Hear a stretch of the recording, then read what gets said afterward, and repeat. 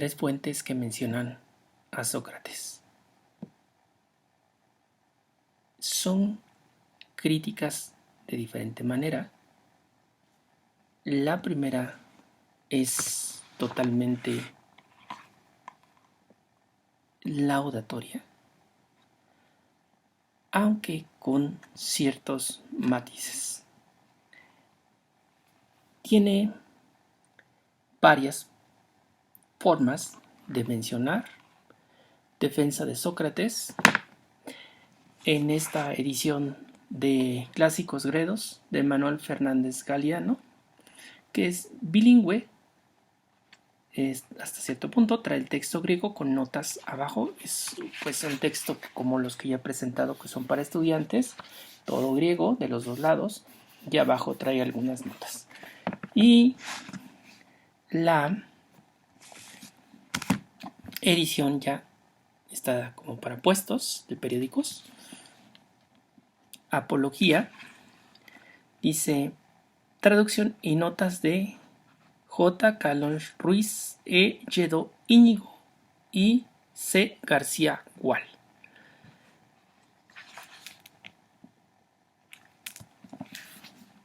Bueno,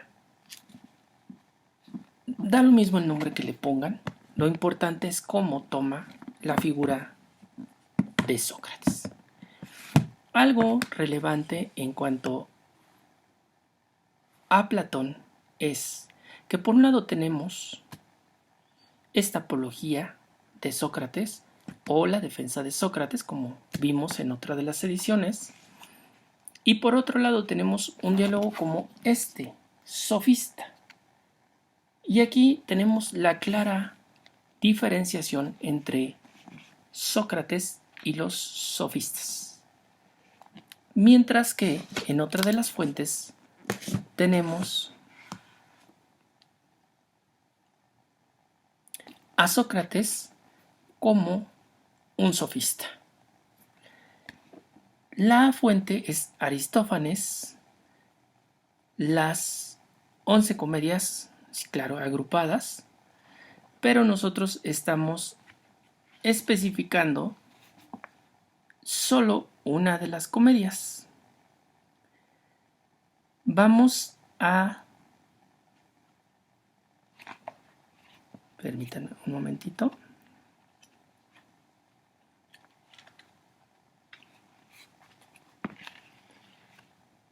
Las nubes. Dice: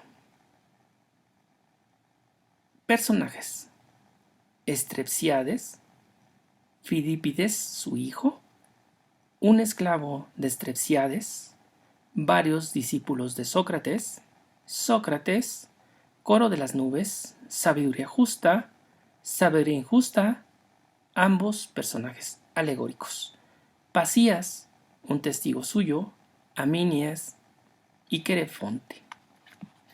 Y aquí es donde vemos el desarrollo de la acción a partir de un padre que envía a su hijo a aprender lecciones con un maestro de palabra, un maestro de verdad quizá, a veces les llaman así, y regresa habiendo aprendido y despoja al padre de todo, convenciéndolo por medio de la persuasión únicamente. Sócrates queda entonces dentro de estos sofistas que pues se dedican a engañar, a enseñar a usar la palabra sin quizá límites. Así entonces queda englobado dentro de los sofistas.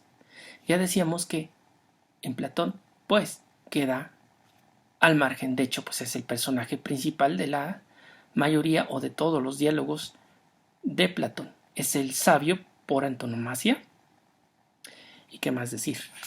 Y tenemos por último a Jenofonte.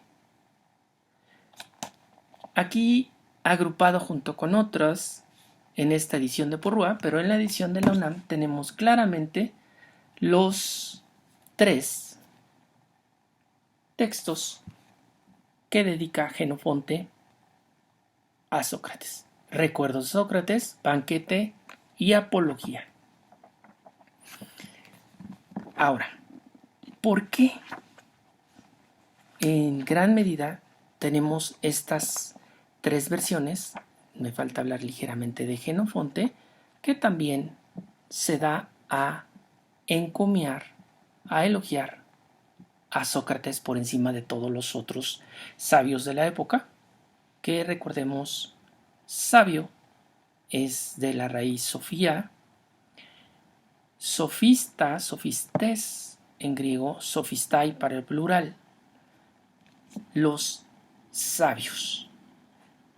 De ahí, sofista, finalmente, que termina significando algo peyorativo precisamente por el uso desmedido que hicieron muchas de las personas que fueron a aprender de estas habilidades. Parece entonces darle un poco la razón a Aristófanes. La evolución del término. Entonces, ¿por qué estas versiones?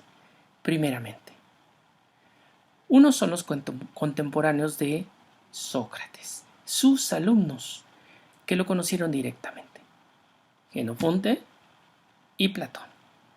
Y otro es el que ya lo ve un poco más alejado en el tiempo, que es Aristófanes. Tiene la perspectiva de qué fue lo que sucedió con estas escuelas que empezaron a llegar a Grecia, pues antes, y que tuvieron como uno de los principales representantes precisamente a Sócrates. No me coloco yo en ninguno en particular, pero sí quiero comentar pues que existen distintas versiones, que no hay la versión oficialista ya dentro de las escuelas filosóficas muy posteriores en que Sócrates es el erudito, sabio per se. Tenemos entonces a los alumnos que necesitan defender al maestro. De allí, pues, que ambos textos, Platón, defensa de Sócrates o apología de Sócrates, y Jenofonte, apología, banquete, recuerdos de Sócrates. Lo tenemos en esta edición también, que decía yo al principio, por Rúa, como los alumnos, sin ir a los textos, entrar ya directamente a los textos, tuvieron que defender al maestro. ¿Por qué? Y ahí está la pregunta que quizá deberíamos hacernos de principio.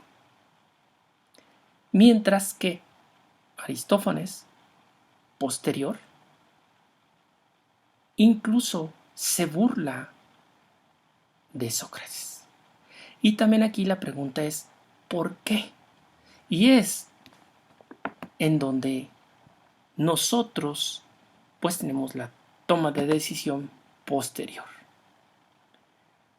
Ya había yo hablado en algún momento de Onfray y su antihistoria de la filosofía, que deja muy claro cómo fue retomado Sócrates a través de Platón por las escuelas filosóficas posteriores de una de las grandes corrientes de la filosofía, el idealismo. Y como todo el idealismo, la historia de la filosofía es una exégesis de Platón. Porque, así lo dice Onfray, la historia, en este caso la historia de la filosofía, la escriben los vencedores.